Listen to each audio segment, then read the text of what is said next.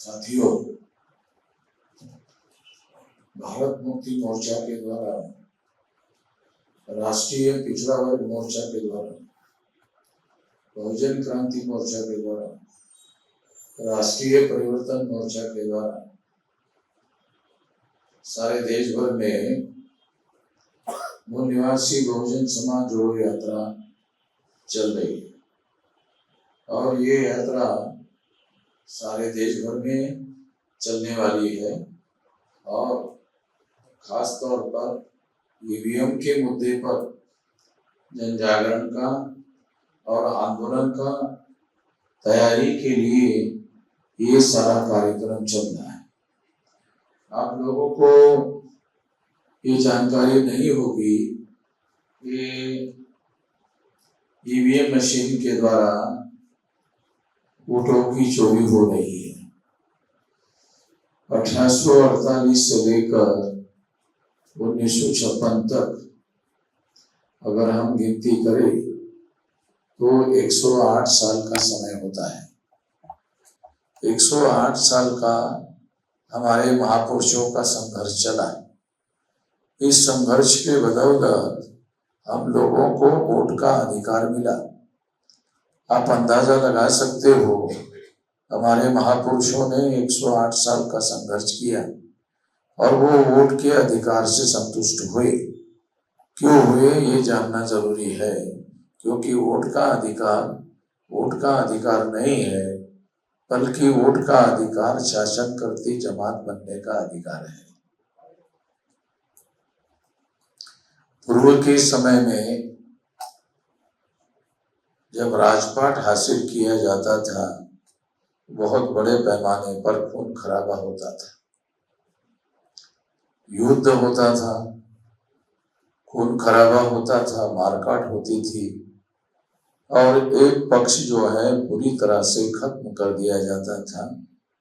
उसके बाद दूसरा पक्ष विजयी घोषित होता था। जो दूसरा पक्ष विजयी घोषित होता था उसे राजपाट दिया जाता था।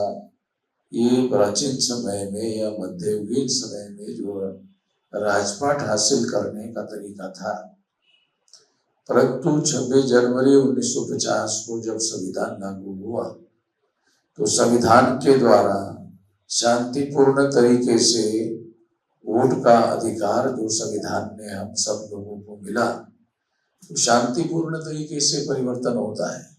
इसके लिए किसी प्रकार का कोई खून खराबा नहीं किया जाता है। ये भारत के संविधान के द्वारा हासिल हुआ अधिकार है। वोट का अधिकार कोई सामान्य अधिकार नहीं है और ये अधिकार हम लोग चुनाव दर चुनाव हम लोग इसका उपयोग करते हैं। आमतौर पे क्या होता है, जो हमें दिखाई देता है कि हम लोग कांग्रेस के विरोध में बीजेपी को वोट देते हैं और बीजेपी के विरोध में कांग्रेस को वोट देते हैं। आमतौर पे ऐसा होता है। ऐसा क्यों होता है? क्योंकि चुनाव में हमारे सामने दो ही विकल्प होते हैं, तो हम लोग दो में से एक विकल्प चुनते हैं। कांग्रेस का चुनते हैं या तो बीजेपी का चुनते हैं। तो कांग्रेस की स्थापना 1885 को चटर्जी, मुखर्जी, बनर्जी, गोखले, तिलक, आगरकर नाम के ब्राह्मणों ने बनाए। ये ब्राह्मणों के द्वारा बनाया गया संगठन है। 1925 को आरएसएस की स्थापना हुई और आरएसएस के लोगों ने 1952 को जनसंघ नाम का संगठन बनाया और बाद के 84 के बाद में पंडित अटल बिहारी वाजपेयी के द्वारा जनसंघ का नाम बदलकर भारतीय जनता पार्टी बनाया गया।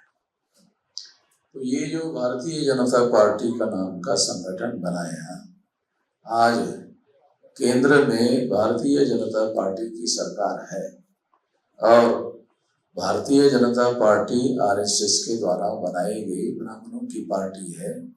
बेशक उसका प्रधानमंत्री एक ओबीसी का आदमी है,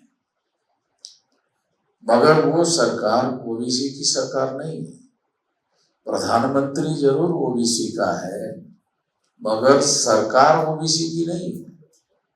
अगर सरकार ओबीसी की होती तो जवाब तो ओबीसी की जाति आधारित गिनती करने का काम किया गया होता है, परंतु नरेंद्र मोदी ओबीसी का प्रधानमंत्री होने के बावजूद भी ओबीसी की जाति आधारित गिनती नहीं हुई, न हो रही। 10 साल से ज्यादा समय हो गया, ओबीसी का प्रधानमंत्री होने के बावजूद भी ओबीसी की जाति आधारित गिनती नहीं हुई। इससे क्या प्रमाणित होता है कि ओबीसी का प्रधानमंत्री है मगर ओबीसी की सरकार नहीं। सरकार भारतीय जनता पार्टी की जो आरएसएस के द्वारा शुरू गई पार्टी है उसकी सरकार है। हम लोगों को क्या लगता है कि ये देश का प्रधानमंत्री ओबीसी की है, ओबीसी का है, तो हमें लगता है ओबीसी की सरकार है। ओबीसी की सरकार नहीं। अगर ओबीसी की सरकार होती तो ओबीसी की जाति आधारित गिनती होती। मैं जाति आधारित गिनती के समर्थन के लिए इसलिए आप लोगों को बता रहा हूँ कि आज 75 साल का समय हो गया है। हमें डाटा मालूम होना चाहिए कि आजादी मिलने के बाद इस आजादी का हम लोगों को क्या फायदा हुआ। जो SC ST OBC माइनॉरिटी के लोग हैं, हम लोगों को ये हक है, हम लोगों को ये जानकारी का हक है, जानकारी के हक का अधिकार भी दिया गया है, मगर ये जानकारी लोगों के पास नहीं है कि आजादी के 75 साल होने के बावजूद भी इस 75 साल का हमारे SC ST OBC माइनॉरिटी के लोगों को क्या बेनिफिट क्या दिखाई देता है। कांग्रेस जाती है तो बीजेपी आती है, बीजेपी जाती है तो कांग्रेस आती है। तो कांग्रेस ब्राह्मणों की पार्टी, बीजेपी ब्राह्मणों की पार्टी, इसका मतलब है 14 अगस्त 1947 तक अंग्रेज जो विदेशी थे उनका राज था। 15 अगस्त 47 से ब्राह्मणों का राज आ गया। यानी एक ब्राह्मण, एक विदेशी चला गया, दूसरा विदेशी देश पर हुक्मरान कर रहा है, राज कर रहा है। तो फर्क क्या हुआ है? ये जानकारी हमारे बहुसंख्य लोगों को नहीं है। हमारी मानसिकता क्या है? ये राज करना हमारा काम नहीं है। हमारे लोगों का, SC ST OBC माइनॉरिटी के लोगों का सोच क्या है, विचार करने की पद्धति क्या है? नहीं, राज करना हमारा काम थोड़ी। लोकतंत्र में ये सोच बहुत विरोधी है। जब वोट का अधिकार है तो वोट के अधिकार में ये अधिकार शामिल है कि अगर आप बहुसंख्यक लोगों का समर्थन हासिल करते हैं तो आपको भी राज करने का अधिकार है। क्यों अधिकार नहीं? निश्चित रूप से राज करने का अधिकार है, मगर मानसिकता हमारी ऐसी है कि हमारा राज करने का क्या मतलब, हम ऐसा मानकर चलते हैं। देखो, जब तक हमारे समाज में राज करने की भावना पैदा नहीं होगी कि हमारा भी राज होना चाहिए, वोट के अधिकार का मतलब ही है। अगर 100 में से 85% लोग SC ST OBC माइनॉरिटी की 85 है तो 30-40% से तो सरकार बनती है। जिस सरकार को 30-40% वोट मिलते हैं उसी की सरकार बनती है। और SC ST OBC माइनॉरिटी की संख्या 85, 100 में 85 है।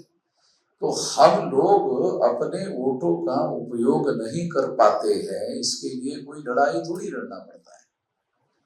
वोट डालने के लिए कोई लड़ाई लड़ना पड़ता है क्या? वोट डालने के लिए कोई लड़ाई नहीं लड़ना पड़ता है। तो शांतिपूर्ण तरीके से बदलाव लाने का तरीका है। पूर्व में जो हथियारबंद आंदोलन होता था उससे भिन्न संविधान लागू होने के आधार पर जो वोट का अधिकार बहाल किया गया है, ये तो शांतिपूर्ण तरीके से परिवर्तन लाने का अधिकार है। किसी को कोई तलवार चलाकर राजपाट हासिल करने का नहीं। वोट का अधिकार शांतिपूर्ण तरीके से हासिल करना है और ये उपयोग हम लोगों को अपने फेवर में करना है। हमारा ही वोट हम लोग अपने फेवर में नहीं करते हैं। हम क्या सोचते हैं? हमारे लोगों का सोच ऐसा बनाया गया है, अरे यार, अगर कांग्रेस नहीं आई, बीजेपी आ जाएगी। बीजेपी आ जाएगी तो खा जाएगी क्या? वो कोई शेर है क्या? मगर डर को आधार बनाया जाता है। तो हम लोगों को अपने वोट का उपयोग डर के आधार पर करते हैं। अगर हम अपने वोट का उपयोग डर के आधार पर करते हैं तो इसका दूसरा अर्थ है हम लोग अपने वोट का उपयोग विवेक से नहीं करते, डर से करते हैं। हम विचार पूर्वक वोटों का उपयोग नहीं करते हैं तो हम लोग डर के आधार पर वोट करते हैं। तो इसका मतलब है डर के आधार पर जब वोट किया जाता है तो आपका वोट हाईजैक किया जाता है। अगर आप विचार पूर्वक वोट डालते हैं कि किसको वोट डालना है, डालने से हमारे लोगों का, हमारे समाज का क्या फायदा होगा, तब तो ये कहा जा सकता है कि आप अपने वोट को हाईजैक होने से रोक रहे हैं। अगर किसी बाह्य दबाव से डर का माहौल बनाया जाता है कि अगर कांग्रेस नहीं आती है तो फिर बीजेपी आ जाएगी, और कांग्रेस के लोग इसी तरह का प्रचार हमारे लोगों में करके डर पैदा करते हैं और डर के आधार पर हमारा वोट लेते हैं।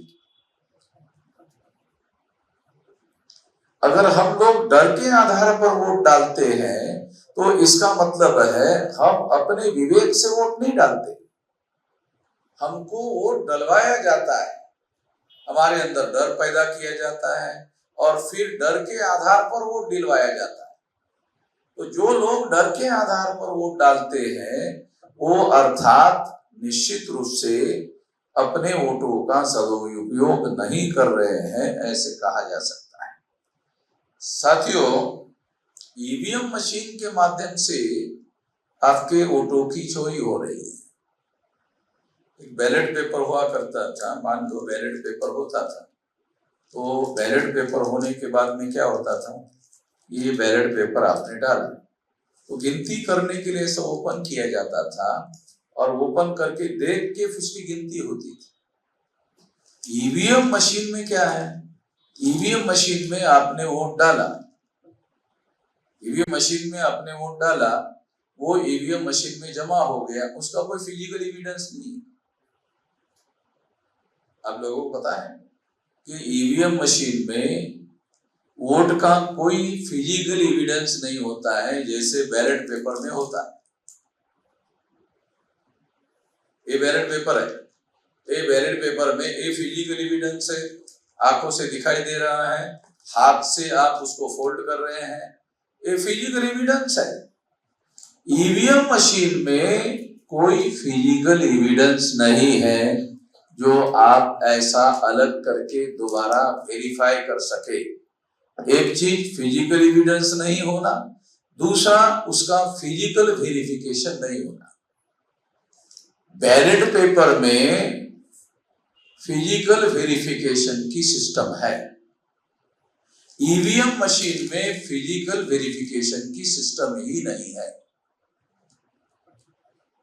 हम लोगों को क्या बताया जाता है, ईवीएम एडवांस टेक्नोलॉजी, जो बैकवर्ड टेक्नोलॉजी थी, ये जो फिजिकल एविडेंस की, ये तो फिजिकल एविडेंस वेरीफाई किया जा सकता था। अगर इससे ज्यादा एडवांस टेक्नोलॉजी है ईवीएम इलेक्ट्रॉनिक वोटिंग की, तो ये एडवांस होना चाहिए था, मगर इलेक्ट्रॉनिक वोटिंग मशीन में फिजिकल एविडेंस ही नहीं है। ये कैसे एडवांस टेक्नोलॉजी है? बैकवर्ड टेक्नोलॉजी में फिजिकल एविडेंस है, एडवांस टेक्नोलॉजी में फिजिकल एविडेंस नहीं है। इसको कैसे एडवांस कहा जाए? ये तो बैकवर्ड टेक्नोलॉजी हो गई। बल्कि ये जो फिजिकल एविडेंस वाली टेक्नोलॉजी है ये ज्यादा एडवांस है, क्योंकि इसमें फिजिकल एविडेंस होता है। हम लोग फिजिकल वेरिफिकेशन कर सकते हैं, एक फिजिकल एविडेंस है, एक फिजिकल वेरिफिकेशन कर सकते हैं रिकाउंटिंग में। ईवीएम मशीन में रिकाउंटिंग ही नहीं है पता हमारे लोगों को, ईवीएम मशीन में रिकाउंटिंग का सिस्टम ही नहीं है। आज तक कोई रिकॉर्ड अवेलेबल नहीं है कि ईवीएम मशीन में रिकाउंटिंग हुआ।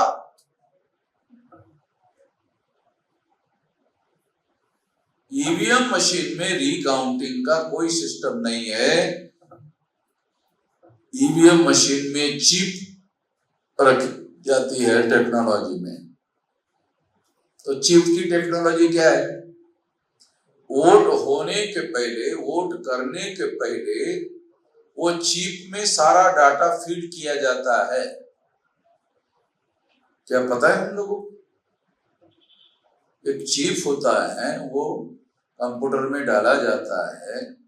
तो चिप में अगर डाला जाता है तो पहले ही अल्पमत और बहुमत डिसाइड कर दिया जाता है वोट डालने के पहले ही। और चिप के अंदर सारा का सारा भर दिया जाता है। जो चिप के अंदर भर दिया वही काउंटिंग में निकलता है। इसका मतलब है ये जो वोटिंग होता है, ये वोटिंग का कोई मीनिंग है नहीं। अमेरिका एडवांस टेक्नोलॉजी में भारत से पिछड़ा है क्या? है? अमेरिका टेक्नोलॉजी में, यूरोप टेक्नोलॉजी में भारत से पिछड़ा है? नहीं। भारत से 1000 गुना अमेरिका और यूरोप टेक्नोलॉजी में एडवांस है, मगर वहां चुनाव बैलेट पेपर पर होते हैं। ध्यान रखो, बहुत इंपॉर्टेंट बात बता रहा हूं। अमेरिका में ये ईवीएम का शोध लगाया गया, जापान में ईवीएम का शोध लगाया गया, जर्मनी में ईवीएम का शोध लगाया गया। तीनों देशों में बैलेट पेपर पर चुनाव होता है। उनको पूछा गया, अभी आप ईवीएम पर आपने शोध लगाया तो आप वोट क्यों नहीं करते? क्या हम बेवकूफ थोड़ी है? तो इसका मतलब है भारत में ईवीएम मशीन को बेवकूफ बनाने के लिए अल्पसंख्यक लोगों का बहुसंख्यक लोगों पर राज स्थापित करने के लिए लाया गया। 3.5% ब्राह्मण है, 3.5% की ही कांग्रेस है, 3.5% की ही बीजेपी है। बीजेपी जाती है तो कांग्रेस आती है, कांग्रेस जाती है तो बीजेपी आती है। इसका मतलब है ईवीएम को उन्होंने ब्राह्मणों का राज प्रस्थापित करने के लिए रखा हुआ है। अमेरिका में, यूरोप में एडवांस टेक्नोलॉजी के आधार पर वोटिंग नहीं होता है, ईवीएम नहीं होता है, वहां लागू नहीं है। तो इंडिया में, अमेरिका में 100% लोग पढ़े लिखे लोग हैं। अमेरिका में, यूरोप में 100% लोग पढ़े लिखे नहीं है केवल, अर्थात अक्षरों की साक्षरता वाले लोग नहीं है, वो कंप्यूटर की साक्षरता वाले लोग हैं। हमारे यहाँ तो अभी अक्षरों की साक्षरता पूरी नहीं हुई है। यहाँ पूरी तरह से अक्षरों की पहचान रखने वाले लोग नहीं है भारत में। 100% लोग हमारे देश में अक्षरों की साक्षरता वाले लोग नहीं है। कंप्यूटर की साक्षरता अलग मामला है। मैंने अमेरिका में और यूरोप में जाकर 2-3 महीने रहा तो मैंने ये देखा, एक ही घर में 2-2, 3-3 कंप्यूटर। तो मैंने कहा ये कंप्यूटर से काम चल सकता है तो आपने 2-2, 3-3 कंप्यूटर क्यों लिखा? कहा कि मेरे विशेषता एक है, अलग है, मेरा है, मेरे बेटे का है और मेरे बेटी का, वो अपना अपना अलग अलग, और वो सारे कमाई करते हैं, उन्होंने अपना कंप्यूटर लिया हुआ है और अपने डिपार्टमेंट के साथ अपने कंप्यूटर से संपर्क करते हैं। बहुत बार वो ऑफिस जाते हैं, बहुत बार ऑफिस नहीं जाते, घर में ही बैठ के काम करते हैं। तो कंप्यूटर से काम वहां होता है। तो कंप्यूटर से काम होने की वजह से क्या है, ऑफिस जाना जरूरी नहीं है, काम करना जरूरी है। और घर के अंदर आप कंप्यूटर में काम करते हो, ऑफिस के अंदर का काम हो जाता है। तो इसका मतलब है जो देश में कंप्यूटर की साक्षरता ऐसी है कि एक एक घर में 2-2, 4-4 कंप्यूटर हो, वहां पर कंप्यूटर की साक्षरता है। हमारे यहाँ पर ऐसा अक्षरों की साक्षरता पूरी नहीं हुई। जब अक्षरों की साक्षरता पूरी नहीं हुई है तो हमारे यहाँ ये कंप्यूटर पूरी तरह से लागू नहीं किया जा सकता। लागू किया तो ये जनता के विरोध में होगा, क्योंकि आज भी 60% लोगों को कंप्यूटर की साक्षरता से बाहर है। मैं ये भी आंकड़ा ज्यादा ही बोल रहा हूं, 40% लोग होंगे। 40% लोगों के हर घर के अंदर कंप्यूटर होगा ये भी नहीं कहा जा सकता, ऐसी स्थिति नहीं है। इसलिए मैं ऐसा मानता हूं कि ये जो ईवीएम मशीन के द्वारा हमारे देश में चुनाव हो रहा है, ये हमारे लोगों के दृष्टिकोण से ठीक नहीं है।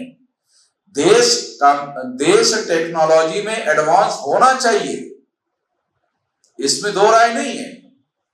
देश को टेक्नोलॉजी में एडवांस होना चाहिए, मगर अपनी जनता का भी ध्यान रखना चाहिए कि जनता कंप्यूटर के आधार पर कितनी साक्षर है। अगर वो ज्यादा साक्षर नहीं है तो ये वहां लागू करना उचित होगा कि नहीं होगा, ये ध्यान रखना है। मगर ये बात ब्राह्मणों के अनुकूल है, क्योंकि कंप्यूटर में अगर कंप्यूटर के अंदर मान लो वोटों की हेराफेरी हो गई तो अंदर हेराफेरी हो गई, उसको बाहर वेरीफाई नहीं कर सकते, तो वो घोटाला वैसे के वैसे रहेगा। और वो लोग हम लोगों को केवल मानने के लिए कह रहे कि नहीं आप मानो। अरे जानने के बगैर कैसे मानने का भाई, जाने बगैर कैसे मानने का? ये तो इग्नोरेंस में फायदा करने का, ऑर्गेनाइज्ड इग्नोरेंस पैदा करने का मामला हो गया, ऐसे नहीं माना जा सकता। इसलिए ईवीएम मशीन के द्वारा भारत में वोट करना ये हमारे वोटों की चोरी करने का मामला है, और इससे अल्पसंख्यक लोगों का बहुसंख्यक लोगों पर राज स्थापित करने के षड्यंत्र का मामला है। इसलिए क्या हो रहा है, बीजेपी जाती है तो कांग्रेस आती है, कांग्रेस जाती तो बीजेपी आती है, तो ये तो ब्राह्मणों का राज प्रस्तावित करने का कार्यक्रम है, ब्राह्मणों के लिए अनुकूल है।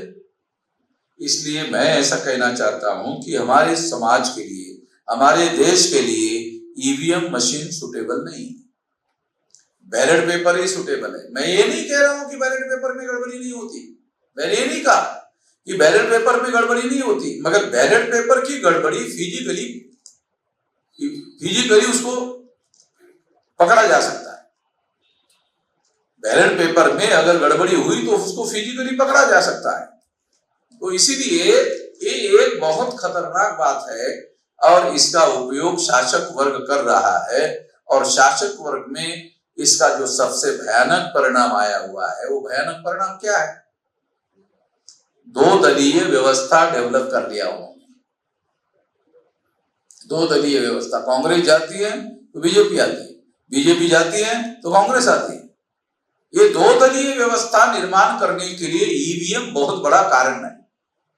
और एक बार कोई आदमी सत्ताधारी हो जाता है तो सत्ता का और पावर का एक प्रभाव होता है। आम आदमी पावर के प्रभाव में आकर वोट डालता है, वो उसके फेवर में है इसलिए नहीं, पावर के प्रभाव में आकर वोट डालता है, तो इसको बदलना मुश्किल हो जाता है। तो इसलिए इसको बदलने के लिए हम लोगों को संगठित रूप से प्रयास करना जरूरी है। ऐसा नहीं है कि इसको बदलना संभव नहीं है, बदलना चाहिए, बदला जा सकता है, तो हम लोगों को संगठित रूप से प्रयास करना चाहिए। इस बात को ध्यान में रखते हुए मैं 19 साल की उम्र से ये काम कर रहा हूं, अभी मेरी उम्र 67 साल है, 68 ईयर है। इतने साल में मैंने लगभग 625 जिलों में 32 राज्य, टोटल 36 राज्य है, 36 में से 32 राज्यों में हमने 625 जिलों में संगठन खड़ा किया है। फुले शाह अम्बेडकर की विचारधारा में इतना बड़ा संगठन भारत में कहीं पर भी नहीं है। महाराष्ट्र के जो लोग नेतागिरी करने वाले लोग हैं, वो महाराष्ट्र के बाहर कहीं पर भी नहीं है। महाराष्ट्र में भी पूरे जिले में है क्या? महाराष्ट्र में भी पूरे जिले में नहीं है। मैं आपको 625 जिलों में, बांग्लादेश के बॉर्डर पर हमारी शाखाएं हैं, और ब्रह्मदेश के बॉर्डर पर भी हमारी शाखाएं हैं। वहां ब्रह्मदेश और बांग्लादेश के बॉर्डर पर केवल 4 राज्य ऐसे है, 36 में से 4 राज्य ऐसे जहां हमारी शाखाएं नहीं है। बाकी सारे देश भर में हमारे संगठन की शाखाएं हम लोगों ने स्थापित की है। तो इतना बड़ा संगठन, इतना विशाल संगठन खड़ा किया है। इसके आधार पर 9 अप्रैल 2025 को 500 जिलों मुख्यालय पर ये जेल भरो आंदोलन हम लोग कर रहे हैं और उसके बाद 1 जुलाई को भारत बंद कर रहे हैं। तो छोटा मोटा प्रयास नहीं है। अभी हम लोग वामसेव के द्वारा संगठन शक्ति का निर्माण करने पर हमारा जोर था। अभी हमने अपने रणनीति में बहुत बड़ा बदलाव किया है। अभी संगठन निर्माण करने का काम बहुत बड़े पैमाने पर हो गया है। अभी हम एक्शन करेंगे। अभी एक्शन करने का काम 9 अप्रैल से शुरू होगा और ये 2030 तक इस तरीके से आंदोलन चलाया जाएगा कि आंदोलन 6 लाख गांवों में पहुंचाया जाएगा। और जब ये आंदोलन 6 लाख गांव में पहुंचेगा तब ये आंदोलन नहीं रहेगा, यह आंदोलन जन आंदोलन हो जाएगा। और जिस तरह से 9 अगस्त 1942 को गांधी जी ने जन आंदोलन चलाकर अंग्रेजों को भगाया था, तो हम लोग भी जन आंदोलन के द्वारा हमारी आजादी हासिल कर सकते हैं। ऐसा करना होगा। ऐसा करने के लिए आप सभी लोगों का साथ सहयोग अपेक्षित है। आपने मेरी बात ध्यान से सुनी, इसके लिए आभार, धन्यवाद।